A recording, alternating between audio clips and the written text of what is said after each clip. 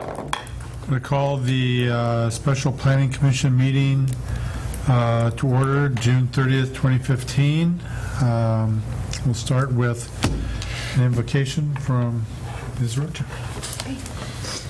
Father God, I just ask that you would bless these proceedings, give us wisdom and discernment as we listen and make decisions. I ask, Lord, that you would bless and give wisdom to the leaders of our nation, our state, and our city as well. In Jesus' name, amen. Amen. We'll all stand for the pledge. I pledge allegiance to the flag of the United States of America and to the republic for which it stands, one nation under God, indivisible, with liberty and justice for all.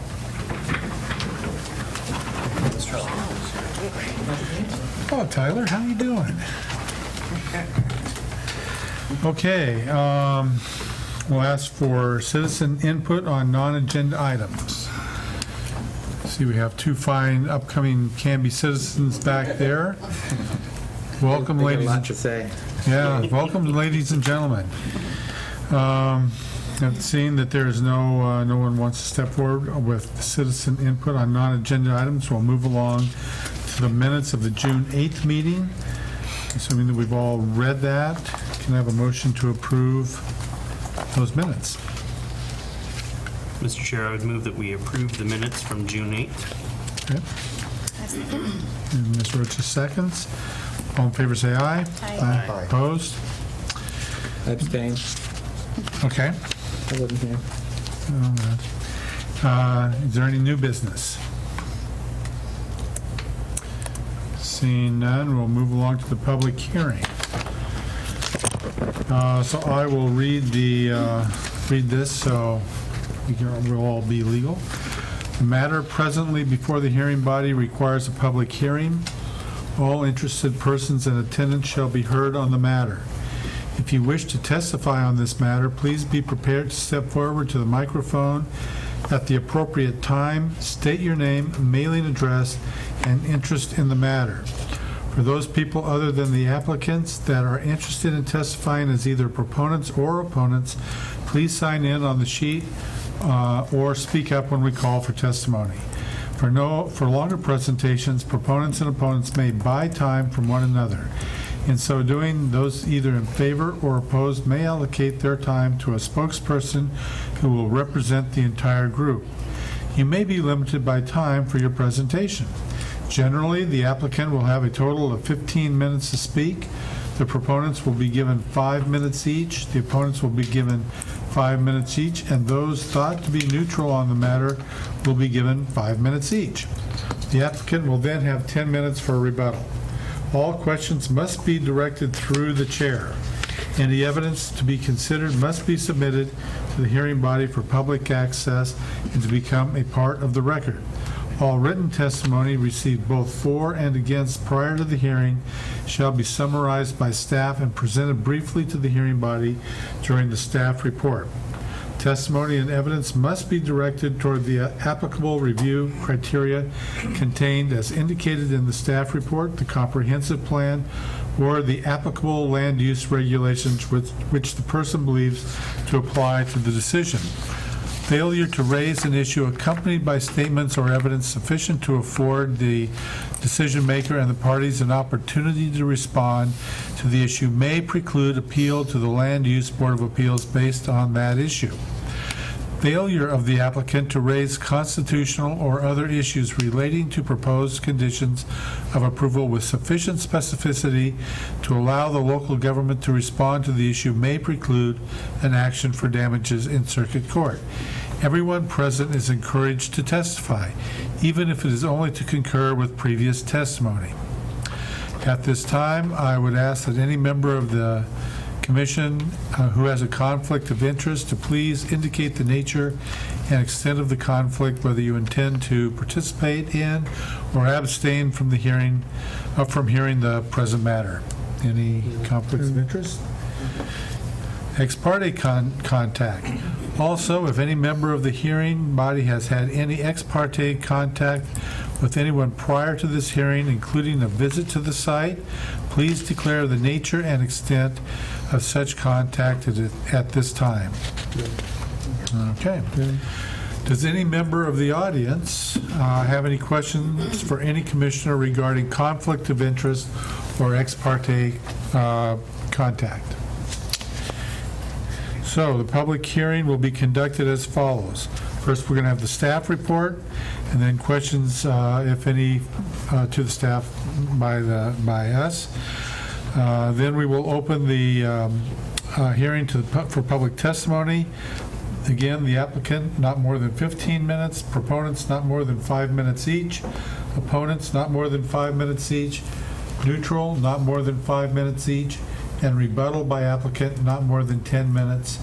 Then we will close the public testimony, and then we will have questions from us. We will have discussion and deliberation, and there will be no more testimony at that time. And then a decision shall be made by the hearing body at the close of the hearing, or the matter will be continued to a date certain in the future. This will be the only notice of that date that you will receive. Does anybody have any questions about the procedure outlined for this hearing? Okay, so Brian, let's go to the staff report. Thank you, Chair. This application involves 3 different applications to create the development project that was proposed. It was an opportunity for us to utilize part of the code that isn't utilized that often, which is the planned unit development. And so it gives an opportunity for us to use the flexibility that that chapter provides for development projects that aren't quite the same as the standards that we do.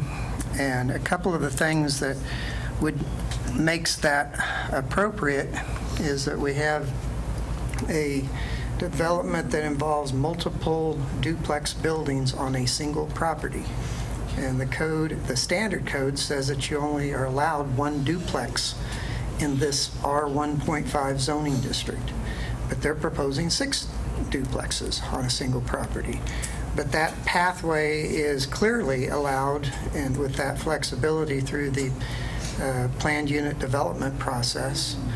And associated with the planned development is an automatic conditional use permit that then allows you to place any necessary conditions that you think might be needed to assure a quality development or to assure compatibility, anything dealing with the development itself that you think's reasonable and appropriate is possible through that conditional use permit. And then the third application is the typical that we see for a brand new buildings being built is a site and design review. And in this case, it's a little bit different in that we don't do site and design review for individual homes, but we do for all the commercial industrial sites or apartment complexes. And so you'll find if you leaf through the staff report that there's a few areas where we make an analogy to this as being somewhat similar to a multifamily project because there are multiple dwelling units occurring on a single property. The other thing that's a little bit different, and the planned unit development came into good stead, and for this application, is the fact they're proposing a private road to serve this. And with Hope Village being the applicant and the long-term manager of this property, just as they are of the Hope Village campus that's across the street, we have some sense of what the entity is and how their management style is, and probably how they're going to care for and take care of these particular property once it's built as well. I think that's relevant as we go through the process as well. This slide here shows the location of the property just to the south of a built-up detached single-family area that's just to the north. That being said, the homes on this southwest side of 14th Court have a wooden screening fence along this property boundary currently. To the west of the property is a manufactured home park. It's been there for quite some time. There's some arborvitae fence along this property boundary. There actually may be a chain link fence within those arborvitae. I was just kind of looking at it from a distance. I couldn't tell for sure, but the applicant says something about a chain link fence.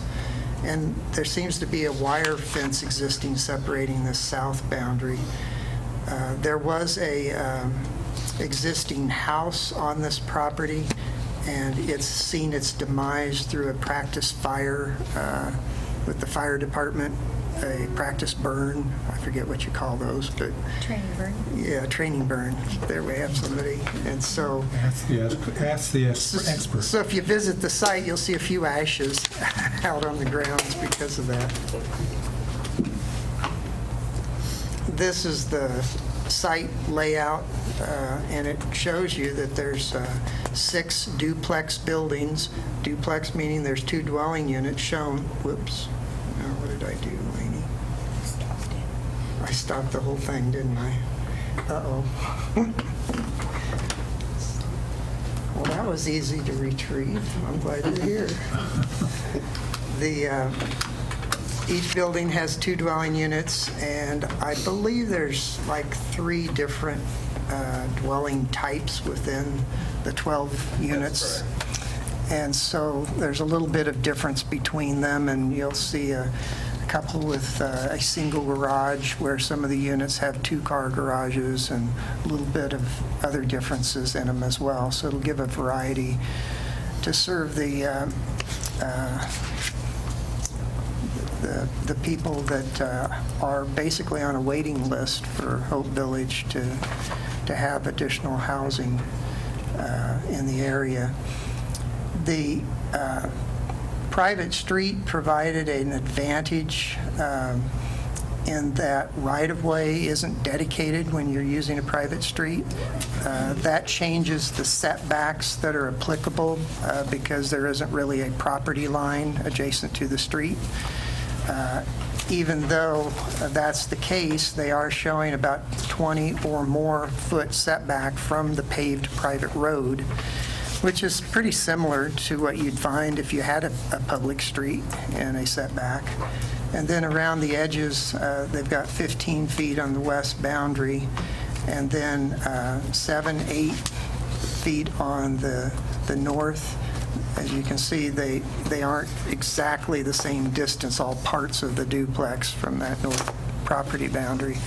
But generally speaking, considering what the surrounding uses are and what these uses are proposed, it appears to be an adequate open space around them and setbacks from the adjacent properties, and would appear to be a very compatible development from staff standpoint for this particular neighborhood, and fits in well with the type of development they've done in the campus that's right across the street with the units that have been there for many years.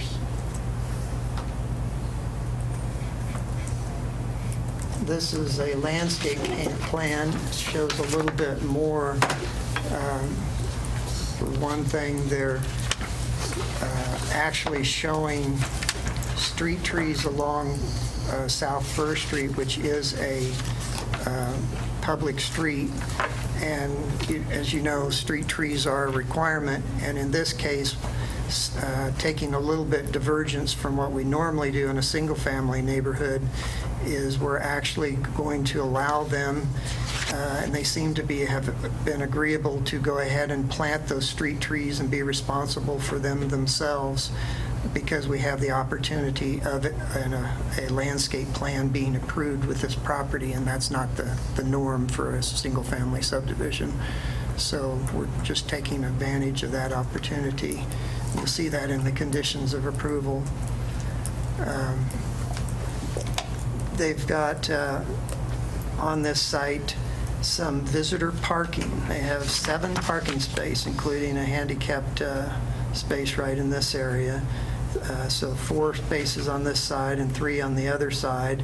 There's also a common mailbox located, I believe, in this area here as well to serve everybody. And so just as a reminder, since it's a private road, they'll have a responsibility, Hope Village, for maintaining the entire property, the open space that's shown all around, and the condition of the street over time, since it's a private road. And they also will be guaranteeing that these street trees will stay alive for 2 years, having them as part of their approved planting plan. This is the utility plan. I didn't have too much to say about that, except I believe we're having a public easement coming in for the water and sewer line that comes down the private road. And so that part will be a public main, and then all the laterals will go to each building from there, which will be private and privately maintained, but there will be a public easement. And that's a little bit, that is an important matter for staff in administrating this later on, is that since it's not a subdivision, there will not be a plat. Therefore, none of those easements will be recorded on a drawing.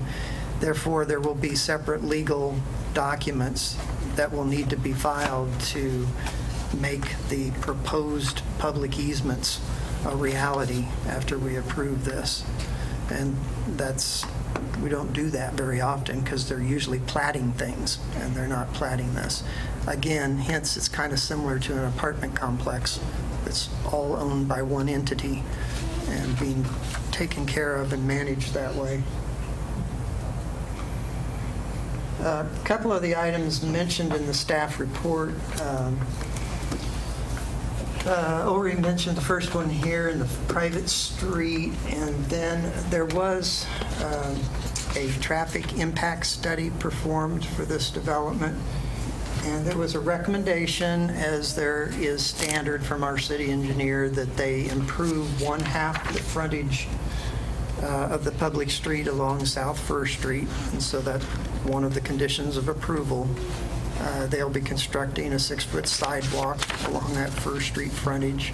They'll be putting in the planter strip that's going to hold the street trees and improving the pavement to meet that standard half-street frontage requirement.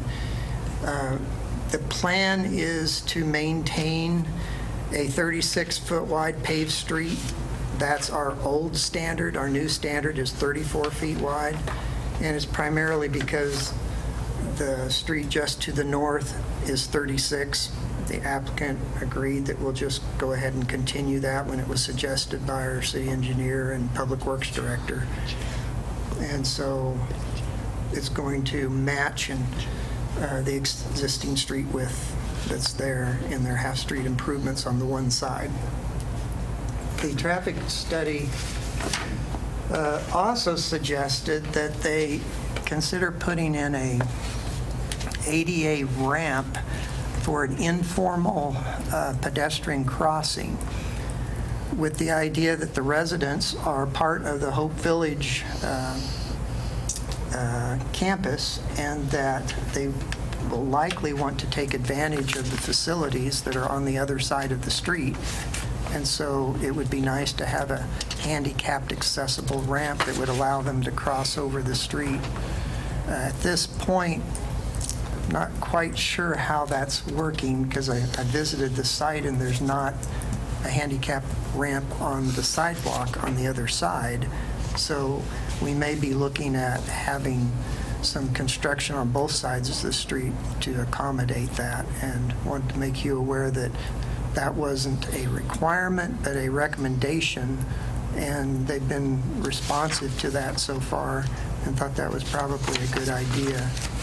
Whose primary responsibility would that be? I mean, the development, it's not their responsibility, but would that be the city's responsibility? Well, in this case, we're asking for them during construction to put in that specific ramp if they want to take advantage of allowing their residents in a pedestrian way to get across. Then staff also recommended in the report that we require outdoor visitor bicycle parking on site, and they're providing the two areas of parking, one on both sides of the private street. So our idea was to suggest a bike rack somewhere in the vicinity of those visitor parking spaces. The applicant had proposed that each unit has a garage. There's plenty of room in each garage for each individual tenant to have a place to store their bicycle. And staff indicated that we don't feel that that really meets the true intent of the ordinance, and that just in the same vein that we're requiring visitor parking, that we should require some outdoor visitor bicycle parking as well. And so that's something that you could make a findings on if you agree with that recommendation, and we have a condition requiring that right now in the list. If you agree with staff's recommendation on that. The other point that I have up here is they are using the multifamily design review matrix that are intended to help assure that we get quality development. It's a flexible thing where you're not required to meet everything, but you need to meet a certain number of the suggestions. And one of them that they gave themselves a point on was that their buildings were 80 feet or less in size, and staff measured them to be 90 feet in length. Therefore, they didn't qualify for that point. So at this point, they don't actually meet the point total for the design review matrix. Staff has suggested that we don't feel like the fact that that the buildings exceed 80 feet is not a design negative for this particular development. The intent of that was for apartment buildings. They didn't want them to become too large and massive. The idea was to break them into individual buildings on a site rather than one huge building. They've done a good job here of breaking their buildings into individuals. They just happen to be slightly longer than what the design matrix gives a point for. Staff has suggested that you could consider that provision to not be applicable, and then we wouldn't have to worry about the fact that they're minus a point on the design review matrix. The use of deciding on certain standards as not being applicable has been utilized many times by staff and the Planning Commission when it clearly didn't seem to be related to that particular development. This one's a kind of gray area and go either way as to whether you think that's important or not. So we would hope that you'd make some finding related to that, since it technically isn't meeting the standard. There might be another design parameter in the matrix that they could choose to meet that they haven't at this point. But I didn't see any that lent themselves well to the development, so that was my recommendation, to just say it's not applicable. This is just, again, in the recommendations of the report. We talk about the non-conformance with the design menu by the 1 point, and the installation of the visitor bicycle parking. We'd like you to make some sort of discussion during your deliberations about those two matters so that we can put on record the findings related to those and which direction you want to go. Excuse me, Brian, the bicycle rack, and what was the other one again? The other is the lack of meeting the design review matrix by 1 point, and how we should address that. And I do have the individual there's 11 points of recommendation, and we've talked about the street trees along First Street, and that we're going to make that part of their landscape plan. We've talked about the half-street improvement and the sidewalk that they will be required, which is condition 2. We've just stated clearly that their private street does actually have to meet our public street construction standards. It obviously isn't doing the right-of-way and the normal width, but the thickness of the pavement is required to be the same standard as a public street so that it doesn't deteriorate. So that's a condition so that it's clear to them that when they do their construction plans, they need to show that to our city engineer.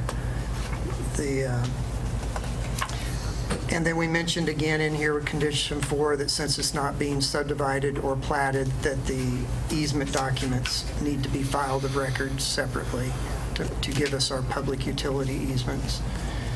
They also will need an irrigation plan for the landscaped areas. We haven't seen that at this time. It is an ordinance requirement that they provide the irrigation system. And so we've made a condition that they show that at the construction plan stage. Condition 6 is indicating the ADA compliant ramps on South First Street, and if they so choose to also add one for the informal crosswalk that would be across First Street, so they can accommodate that, which was a recommendation in the traffic report, that anticipating there will be traffic across the street, might as well make it as accessible as possible with that ramp. And condition 9 is just something about the sewer line is going to be public, so there will be a utility easement around that. And condition 10 talks about the fact that there's an irrigation well on the property, and if it's to be disconnected, then we need to have the official certificate of abandonment by the Oregon Water Resources Department, if that's what they plan to do. And the same goes for the house that had the practice burn, that had a septic system, and so we need to see that Clackamas County is officially, they've gone through they had a septic tank removal certificate for that. And that's the recommendations, and show you basically giving you a motion here that someone could move to approve the PUD and CUP and DR pertaining to Hope Village duplexes, subject to the conditions recommended by staff and the additional findings on those 2 items that I discussed. Okay. Any questions? Any questions? What was the width on that street? I mean, is it rated for fire service? 20 feet, and we did run it by the fire Yeah. department. And then there's the 95, I believe, it's full, so they can do turn. Yeah, they have the turnaround. There's no parking, no parking along it. Okay, We'll put up no parking on the curb, 8 curbs. thank you. Any more questions for staff? Let's move along to the applicant's report, not more than 15 minutes. Who's going to speak for the applicant? Nancy's going to start. Oh, boy.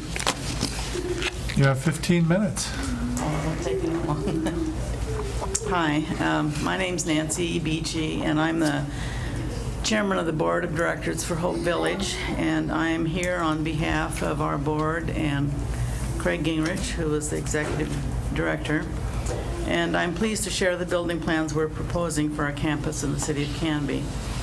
Our relationship with Canby is very important to us, and we want to continue to be a neighborhood you're proud of. Hope Village is a nonprofit retirement community that was started out of a vision of 2 area churches, Zion and Calvary Mennonite churches, which are southwest of Canby. In 1997, our first residents moved in. Since that time, our campus expanded to include 226 independent living homes in both market rate and affordable venues. On our campus, Marquee Companies is currently offering 80 assisted living apartments and 50 rooms for skilled nursing.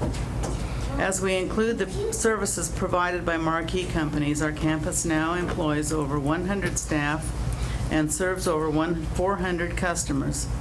We hope that you agree that our impact on Canby is positive. We believe our village offers a contribution and that our clientele make pretty good neighbors. We have many community volunteers. We have a limited impact on traffic, and we tend to have a positive impact on the crime rate. We continue to experience a strong market in our area as boomers approach retirement age. As we serve our mission, our board welcomes the opportunity to expand our ministry and service. We've been planning for a future development to the south of our property. We are delaying this to address a backlog of customers ready to move into our garden homes. We believe the 2 acres on First Street is ideal to accommodate these folks.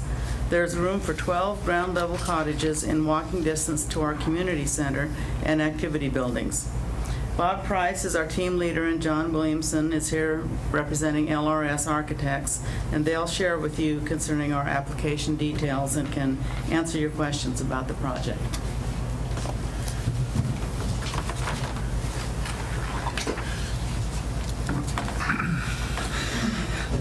Thank you, Nancy. My name is Bob Price, P-R-I-C-E.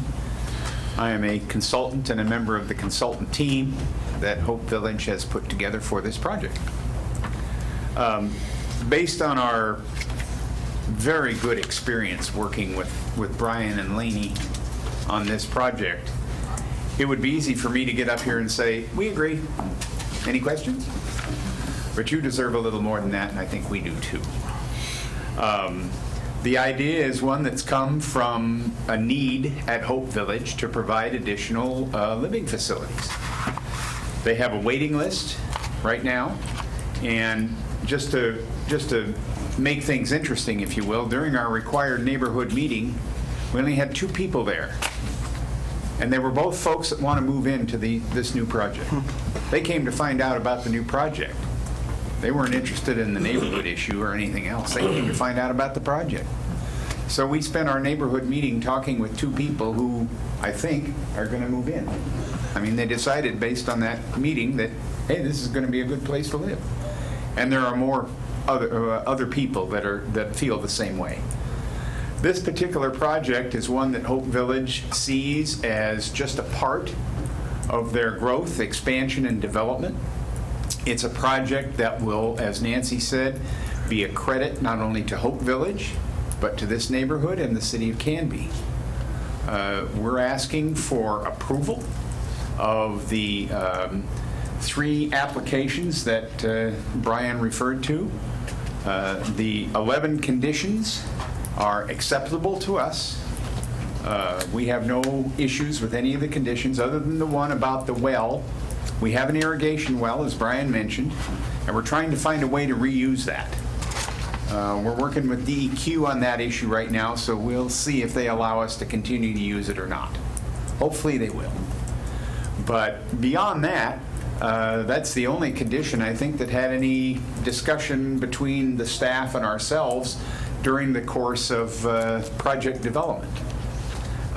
All of our standards are standards that will help us make a better project. The 20-foot wide street, as John referred to earlier, has been reviewed, I believe, by Todd Gary. And as long as there's no parking on either side, he's fine with that. And so we're going to sign and stripe the curbs so that there is no parking.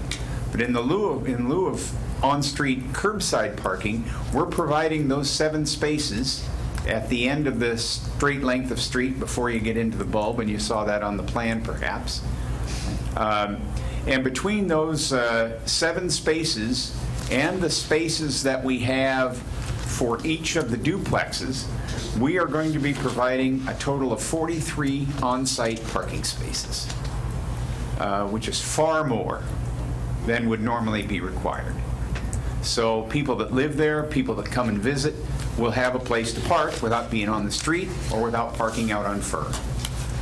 In addition to that, and we agree with the idea of putting in a couple of bike racks right by the parking areas, if you will, and if you count that there's at least one bike parking space for each duplex, plus 2 at each of the bike racks that we're going to put in, we're going to have 16 parking spaces for bicycles.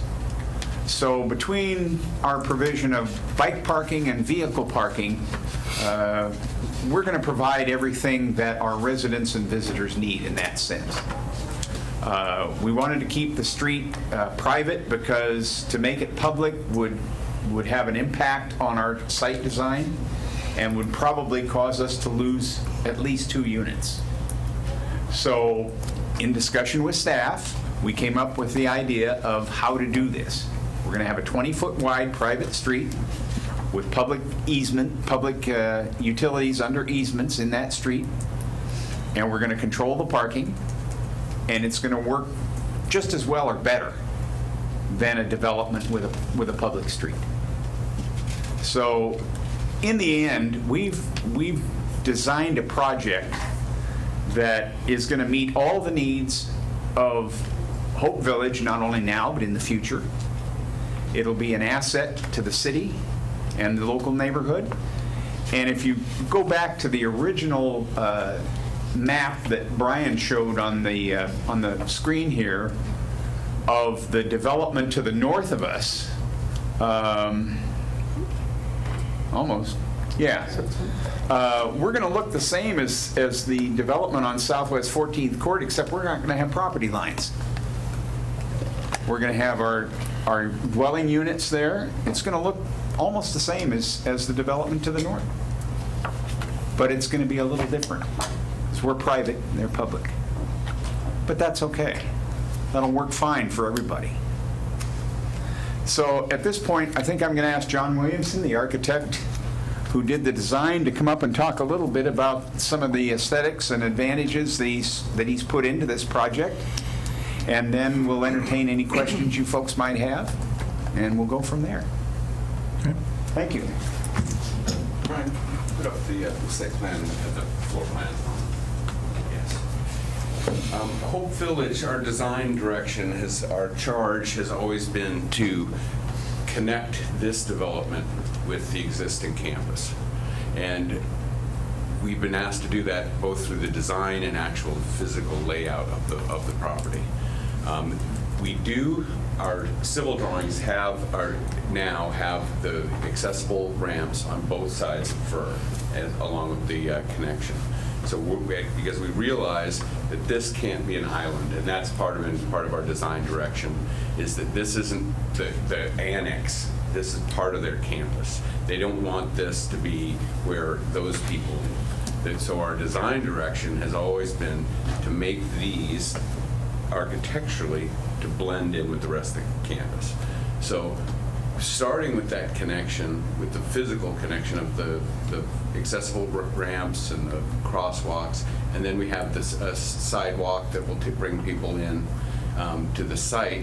And again, if you don't mind, the main reason we wanted to go with a private road is if it was a public road, we had to build to the standards of, and that's a 26-foot wide street with curbs and all that.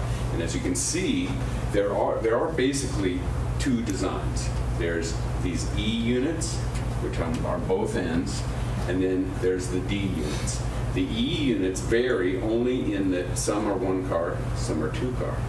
So, and then the D units, we had to massage. You can actually see we jogged them a little bit because we were trying to give as much room in these backyards as possible and still allow 20 feet in front.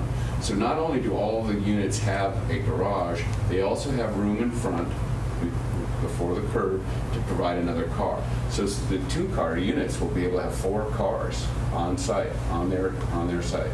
And the 1 cars will be able to have the 2. And then we have the visitor parking here.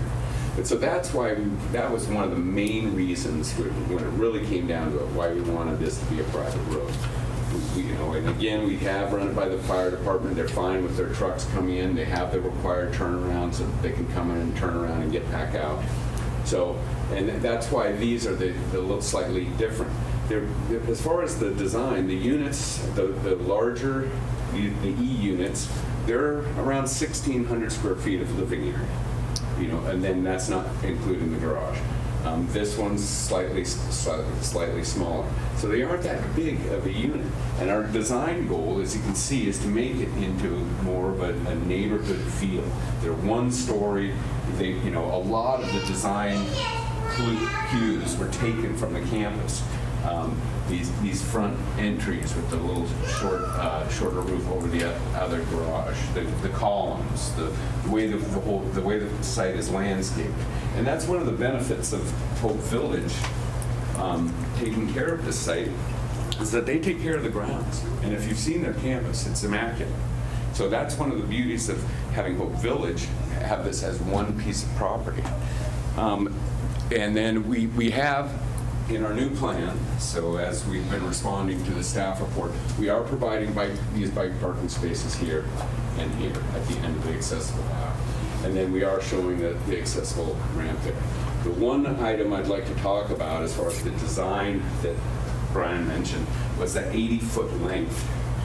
And again, we were kind of caught in between some unusual design criteria because, again, we're asked to conform to the multifamily design standards. So what you have is a list of design criteria that you can address, and you need to, and how you address them, you get points for them. And at the end of the day, you're supposed to have so many points. And so we were right on the mark, except for this one portion where the horizontal length of all buildings is a maximum of 120 feet, but you only get points if you're less than 80 feet length. That's the way I understand it.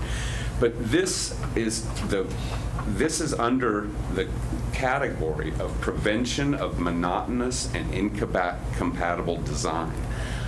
My contention is that, and that's the intent, I believe, of this section, is that you don't want this big blocky building. There's other ways to do this. You have pitches, you have garages and you have covered porches. There are other things that get you points.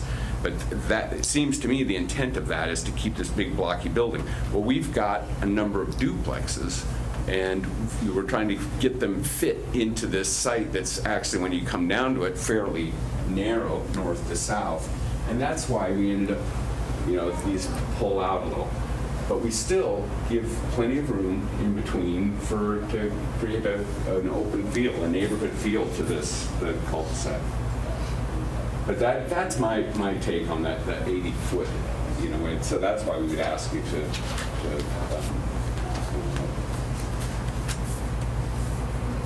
give us, because we've broken it up. I mean, if you're talking about monotonous design, the way these ins and outs, and the way we've broken up the exterior and the elevations, we feel that you should ask to have that criteria. Okay. Thank you. Are there any other proponents? Oh, I'm just going to field questions. okay. I think we have to get the opponents. Do you have any questions for the proponents? I have one at some point, but This might be the time to ask okay. them. Is there a fire hydrant on this new location? And if not, approximately how many feet it is to the existing Yes. one? Yeah, we will be providing a fire hydrant.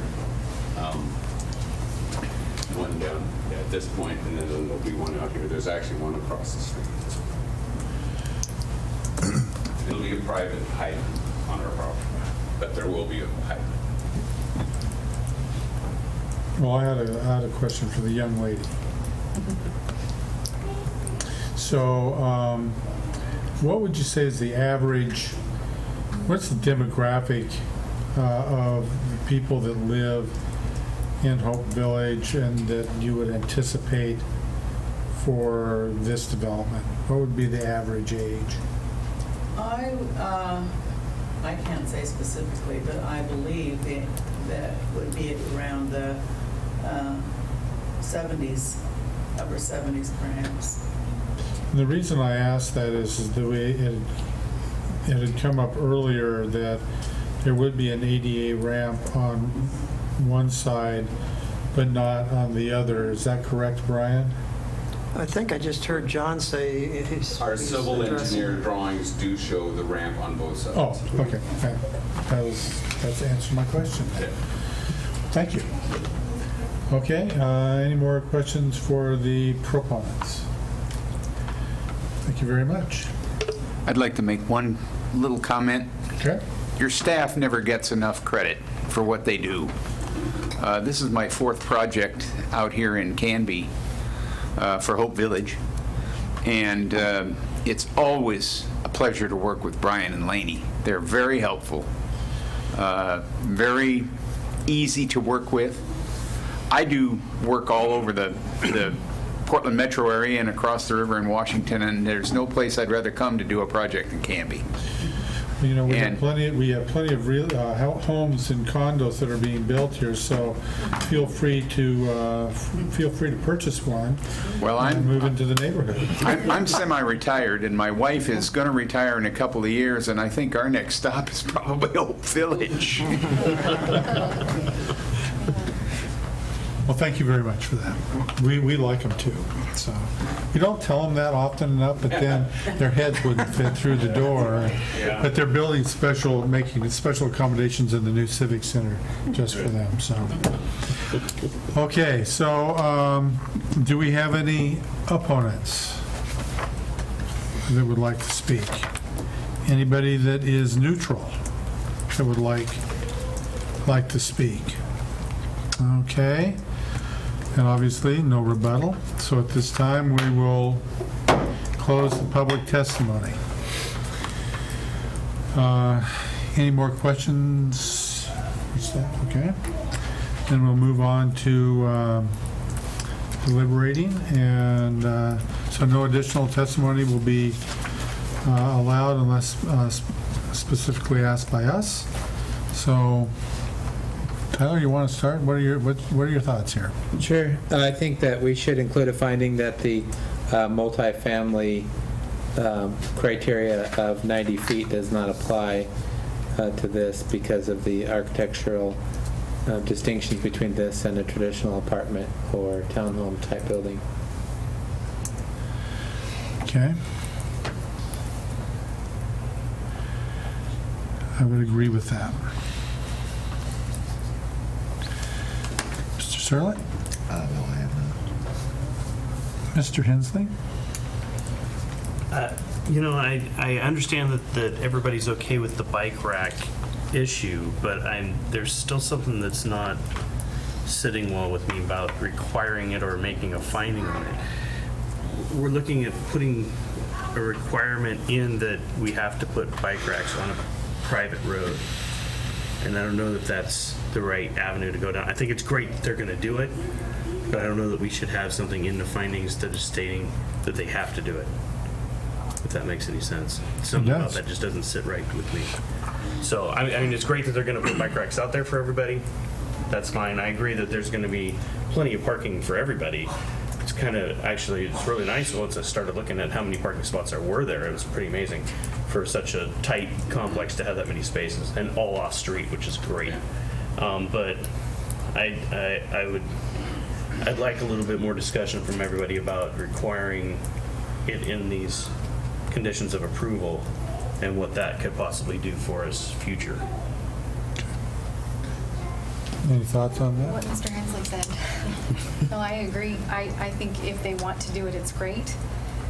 The more amenities, the better, especially with grandkids coming over and all that good stuff. But I don't feel like we should force anyone to do it on a private road, a private street. So, I'll address that a little bit. I agree with your sentiment, but the background in it is that in order to get comprehensive plans approved through DLCD, you have to have what I think of as extraneous and superfluous requirements that you have all these alternative transportation forms. So I would certainly support something like amending our comprehensive plan or changing our comprehensive plan to take those kinds of requirements out, but I think that's probably the reason that those are in there. And it applies, if you recall, when we've done the industrial buildings, they have to have their bike racks. When we did the church, it had to have a bike rack. When we did all these different buildings over the last few years, they all have to have, their bike racks. But isn't that public right away? That all comes into public. No, not those private. are all private too. I mean, remember the industrial buildings had to have them inside, and the that's church right. had to have it next to the building on the But those are side. commercial buildings versus residential? Well, the church is not necessarily commercial. It's These are homes. Well, and that was the other thing that I noticed too, was we were kind of floating back and forth between looking at it as an apartment complex versus, I mean, these are homes, and they're homes with garages, and that they're going to have plenty of space for a bike. I mean, if I was under the feeling that if we went to this point where we were going to require this on a private road for a private residence, which is how I look at this, then who's to say next that they have to tell me where in my garage I can put my bike? That was just my thought process on it. Yeah. Because in Well, an I'd apartment agree, but I complex, just- I agree with it, because in an apartment complex, normally you don't have garages. Everybody parks on the street, everybody comes to the same common area. So, I don't know. I just wanted to start that discussion and see where everybody was at with it. I have to agree with that. So, Larry? Yeah, I'm not a big fan of all the bike racks myself, but Well, it's not a matter of being, for me, it's not a matter of being a fan of bike racks or not, it's the matter of requiring the requirement. Yes, sir. Since the testimony is closed, this is a response to a question. I don't know what the question was, but We'll sort it out. if the Planning Commission wishes to get past the heartburn of a condition like that, you don't have to put it in because Hope Village will make the commitment to do it. So, and I think Hope Village has the reputation and the standing that if they say they're going to do it, they'll do it. So if you want to help yourself, now. yeah, if you want to help yourself out on that technical issue. Okay. I just think we don't want to tie a noose for someone in the Yeah, future, I with it, understand. by setting a precedent, is kind of where we're coming from on it. So, yeah. I'd like to hear a little bit more from Tyler on it, though. I mean, where are you really at with this? You're the guy that deals with this day in and day out, Well, what is it? to be frank about it, if there's no opponents, you don't, whether you're into 100% strict conformity or you're interpreting it is not going to make a hell beans difference. But I think that if we interpret that the bike rack requirement does not apply to a private residential property, that would make sense, because it's no longer about transportation to and from work, or for the people that are coming, the extra people that are coming on site during some special event like they would a church or an industrial lot. That would make sense logically, and would be a defensible interpretation we might take on it. But I don't think it makes much difference either way. The code, we're not changing. This isn't any kind of thing we do isn't going to change what's actually written in the code for any later applications. So just pulling it in itself and just dropping that condition? I think that's... Well, the condition only applies, the conditional use permit condition only applies to this application. Right. So that wouldn't carry over and become some sort of permanent condition on a different application. As conditions can be changed, every permit that has a conditional use permit has to be customized for that permit. Any conditions that are added So on. really, number 8's here nor there? It doesn't carry over to anything in the Doesn't future. really matter to us in the future, okay. Unless Brian and Angie, or Brian and David started imposing that on future ones as sort of a Yeah. pattern or a practice that wouldn't. I think what you're recognizing here is the fact that we had to use the PUD to allow this Right. to begin with for a residential kind of property. If If they had individual platted lots, we wouldn't be requiring bike racks, but they don't have platted lots. It's a single development, and you would have bike racks on a multifamily apartment complex. Or would you? That'd be my question to you. Would you have bike racks on an apartment complex where most of the people are young people and they ride their bikes to work and to and from home, and they either carry them up to their balcony or they don't want to carry them 3 floors and they park them down below on bike racks? So it could be a safety issue, 70-year-old people riding around on bicycles. You know. Hey. I could see that without standing on my tiptoes, my friend.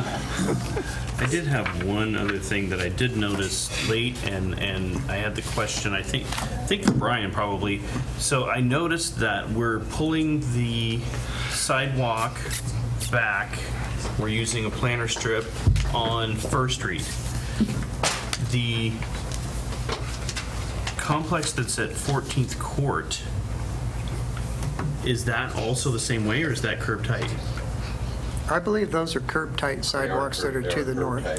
And what is the one that's across the street on the other side? That on the also is outside? a curb-tight sidewalk. So then that makes me question why we're going to pull this one back to not match up what we have already. Because we adopted a new transportation system plan that has our street cross-sections that were adopted as what we go by in 2010. And so when we have the opportunity, we could also narrow the street to 34 feet wide if we were to follow that TSP to the T, rather than leaving it as 36. And so we make those trade-offs in practicality and functionality. The engineers felt that it would probably be better to just keep the pavement the same width for safety issues for traffic, whereas there's no reason not to implement our adopted standard on this property, which is you have planter strips. That is the design standard that was debated at many community meetings, and everyone agreed that we want to move towards planter strips and separating the sidewalks from the streets whenever we can. Yeah, that item came up in the pre-application meeting, I remember, and the sidewalk to the north comes down, and then we have to jog it over. And so there was the debate of whether that was a safety issue because someone could be walking along and then fall into the planter strip. But the decision was that since the properties to the south do not have a sidewalk, that if in the future, as those become developed, then the sidewalk could continue with the new standard. Are those Hope Village properties also? No, it's a private property. Oh, those are multi. Yeah. Yeah, there's multi owners down there. That's Yeah. right. Okay. Any further questions? Okay. So, do you wish to make a motion? Sure. Mr. Chairman, I would move that we approve the 3 applications as recommended by staff with the amendment that condition 8 on bike racks is not necessary or required in order for that conditional use to be approved in this circumstance, and that because of the unique design and architectural characteristics of the single-story buildings in this application, that the 90-foot width and 80-foot width requirement does not apply for the multifamily homes. Okay. Do I have a second? I'll second that. Any more discussion? Okay. All in favor, say aye. Aye. Opposed? There you go. Thank you very much. Yeah, you're welcome. Thank you. Okay.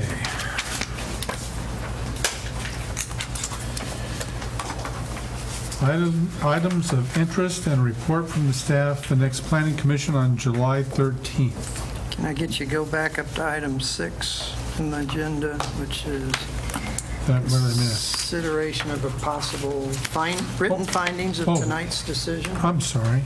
Yes, we can do that. And I might point out that as written on page 2,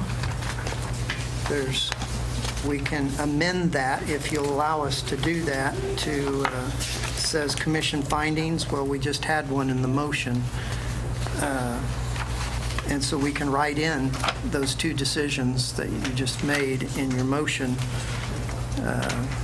indicating that the bicycles aren't going to be necessary and we'll be getting rid of condition 8, and that the 90-foot standard isn't going to be felt to be applicable because of the unique design and architectural style of this duplex development versus the matrix's emphasis on multifamily apartments. Mr. Chairman? Yes. I would move that we authorize you to sign the final findings with the deletion of condition 8 and the addition of the other interpretation on the 80-foot width for multi-family developments. Have a second? Second. All in favor, say aye. Aye. Opposed? Okay. Get over there, Brian? Yep. Okay. So items of interest and report from the staff. The next planning commission meeting scheduled for July 13th. Yeah, we have that as a standard item on the agenda. In fact, I think Delaney and I discussed this morning that we're probably going to